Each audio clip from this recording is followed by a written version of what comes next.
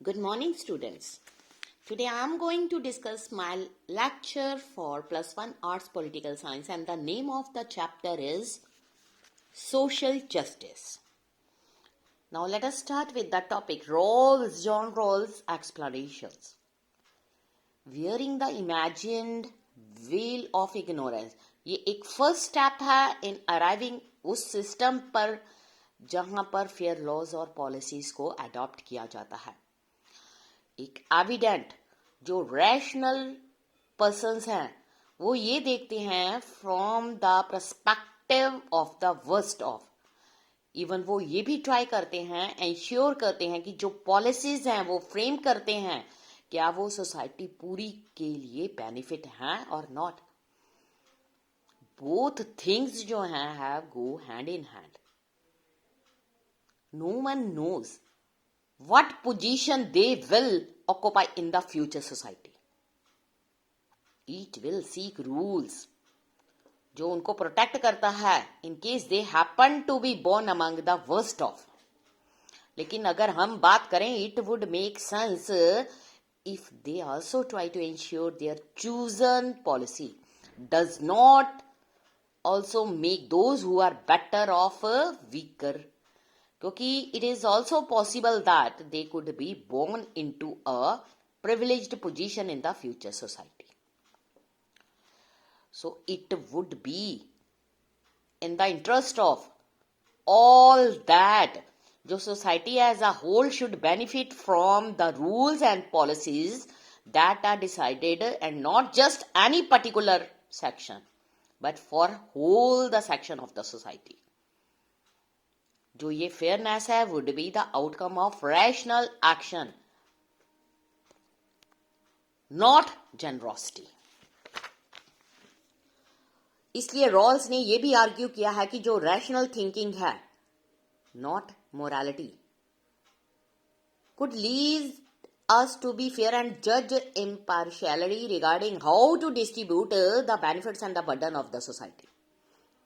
उनके एग्जाम्पल में there are no goals और नॉर्म्स ऑफ मोरालिटी जो कि हमें एडवांस में मिलती है, and we remain free to determine हमारे लिए बेस्ट क्या है. It is belief which make Rawls theory and important and compelling way to approach the question of fairness and justice. Now let us start with the other topic, pursuing the social justice. अगर society के बारे में हम deep and persistent division देखें तो वो exist करती है उन लोगों के बीच में who enjoy greater wealth and prosperity, और जिनके पास पावर है which goes with such ownership, जो कि एक्सक्लूडेड एंड डिप्राइव्ड हैं. We would say that social justice वहां पर लैक करती है. We are not talking here merely about the different standards of the living, which may be enjoyed by different individuals in our society. Justice जो है उसको नहीं require absolute equality. Sameness अगर हम बात करें in which people live, but जो एक society है would be considered unjust if differences होंगे rich and poor. और उस वर्ल्ड में जहां पर वो रह रहे हैं ऑल टुगेदर, और अगर हम बात करें difference between are so great that they seem to be living in different worlds all together, and if the relatively deprived have no chance to improve their conditions. चाहे जितना मर्जी वो हार्ड वर्क कर लें फिर भी उनकी कंडीशंस में कोई सुधार नहीं होगा, ऐसा उनकी थिंकिंग है. अगर दूसरे वर्ड्स में हम सोचें, एक जस्ट सोसाइटी जो है वो प्रोवाइड करती है पीपल को बेसिक मिनिमम कंडीशंस और एनेबल बनाती है कि वो एक ऐसी हेल्दी लाइफ को जिएं, सिक्योर करें अपनी लाइफ्स को, अपने टैलेंट्स को डेवलप करें, as well as equal opportunity उनको प्रोवाइड की जाए, ताकि वो एक सोसाइटी उसमें रहें जहां पर वो अपने गोल जो है उनको परसू कर सकें जिनको उन्होंने चूज किया है. बट नेक्स्ट हमारा क्वेश्चन ये होता है कि how can we decide what are the basic minimum conditions of life needed by the people.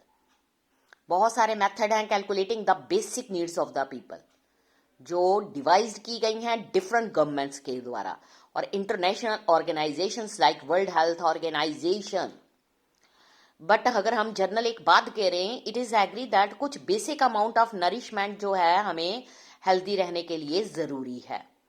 Housing, supply of clean drinking water, education, minimum wage, वो कॉन्स्टिट्यूट करते हैं important part of the basic conditions.